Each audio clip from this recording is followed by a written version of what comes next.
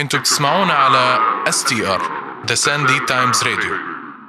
ثقافة، ميوزك وأكثر. Hi everyone, and welcome to Pulp Fiction by the Sandy Times, the only podcast where we get irrationally emotional about footwear and tell ourselves it counts as journalism.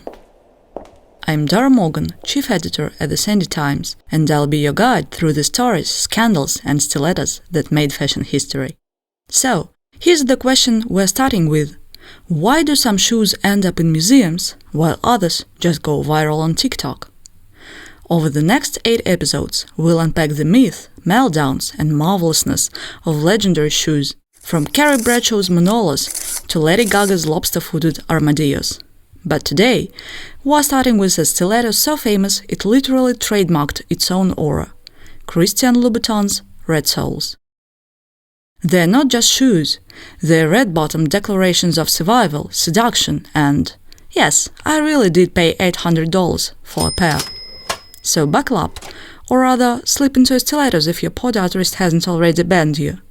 This is the story of Christian Louboutin, the man who made walking in heels look like pure theater. Like all great inventions, the red sole was an accident. Not like penicillin, which saved lives, more like post-it notes, which saved office workers from forgetting lunch. It was 1993, Paris. Louboutin was working on a shoe inspired by Andy Warhol's flowers. Cute, colorful, but something was missing. Then, across the studio, he noticed his assistant painting her nails a glossy stoplight red. Suddenly, the light bulb went off. He snatched the bottle and painted the sole of the prototype. Boom! The red sole was born. It was pure theater, a flash of red as he walked away like Dorothy clicking her heels, but sexier. That lacquered sole became his signature, eventually trademarked and instantly recognizable. It said, "This is not just a shoe. This is Louboutin's." But let's rewind. Christian Louboutin wasn't born into luxury ateliers or with a shoehorn in his mouth. Born in 1963, he grew up in Paris with his mom and 3 sisters. His father was mostly absent, so he spent his time sketching shoes instead of playing soccer. At 12, he was already doodling stilettos like other kids doodled dinosaurs. His big break, an internship at the Folies Bergère, a cabaret where feathers were taller than the performers. He became obsessed with how shoes changed the way dancers moved. He once said, "Observing the legs of the dancers, I realized shoes can change the way a woman walks." After stints with Dior fashion director and Roger Vivier, the man who basically invented the stiletto, Louboutin was ready to strike out on his own. By 1992, he opened his first boutique. His early client? Princess Caroline of Monaco, who basically did for Louboutin what Jennifer Lopez did for Versace in the year 2000. And now, let's dive into the story behind 2 most iconic models. Every designer has a muse, and for Christian Louboutin it was always Kate Moss, the eternal party girl, cigarette in one hand, flute in the other, somehow still looking like a Botticelli painting. Kate has a sharp style, simple and very complex at the same time, Louboutin told Vogue on his model muse. In 2012, he launched the Kate pump in her honor, sleek, sharp, dangerously low cut, revealing what he cheekily called toe cleavage. Kate adored it. The fashion world agreed. Shoes born to turn heads were created. But of course, every icon deserves a wilder sister. Enter So Kate, launched in 2013. Taller, thinner, meaner. The silhouette plunged lower on the vamp, sharpened at the toe, and reached an ankle-snapping 120mm heel. It was minimalism turned into a dare. No platform, no embellishment. Just a pure, leg-lengthening stiletto named after the one woman reckless enough to inspire it. Let's talk about Pigalle. If So Kate is the flashy supermodel of the Louboutin family, the Pigalle is the chic Parisian woman who smokes a cigarette on her balcony, rolls her eyes at your Instagram, and still somehow gets invited everywhere. Named after Louboutin's favorite neighborhood in Paris, Pigalle, the land of neon lights, cabarets, and more questionable decisions than you made during your freshman year, the shoe first hit the runway in the Fall-Winter 2004 collection, and it stuck. In fact, the Pigalle remains the only Louboutin design that's never been retired. So, what makes it iconic? First, the design. a razor-pointed toe, a needle-thin heel, and a line so clean it could cut glass. The original came in at 120 mm, nearly 5 inches, but over time, gentler versions emerged. 100 mm, 85 mm, and, for the sensible but still chic crowd, a mere 45 mm. That's right, a kitten Pigalle exists. Each pair takes about a week to make, crafted by artisans in Paris who cut, stitch, shape, and whisper praise over the leather before sending it off to stride confidently down runways, red carpets, and city streets around the world. Louboutin himself swears the design is at its most powerful in glossy black patent, because the shine of the upper and the flash of the red sole create the perfect high-contrast visual punch.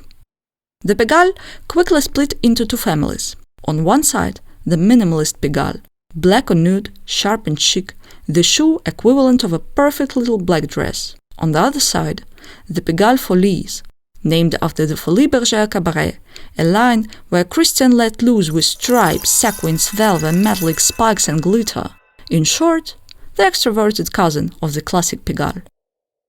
Today, with over 150 Louboutin boutiques across the world, Pigalle is as much a passport stamp as it is a shoe. It is the little Parisian woman in your closet, equal parts elegant, dangerous, and impossible to ignore. If you watched an awards show in the last 2 decades, chances are you've seen a flash of Louboutin red soles gliding across the stage. The shoes are practically part of the red carpet contracts at this point. Beyoncé slipped into pristine white sockets with a lace Tom Ford gown for her Vogue cover shoot. Taylor Russell paired hers with custom Alexander McQueen at the Academy Museum Gala. Anya Taylor-Joy went classy in black patent for the Vanity Fair after party, while Taylor Swift gave hers a cinematic moment at the Oscars. Margot Robbie kept them on hand for Barbie's wardrobe, proof that a doll's closet can in fact be aspirational. And Zendaya holds a special story. She wore more than 40 pairs of sockets during the Challenges press tour in 2024, thanks to her stylist Law Roach, one of the biggest fans of Christian Louboutin. The best part? None of it was commercial. According to Roach, there's been no pay-for-play, no hidden contracts, no checks exchanged. Just a genuine love affair with the shoe. In a world where luxury conglomerates fight tooth and nail for celebrity exclusivity, Zendaya's loyalty to sockets is nothing short of remarkable.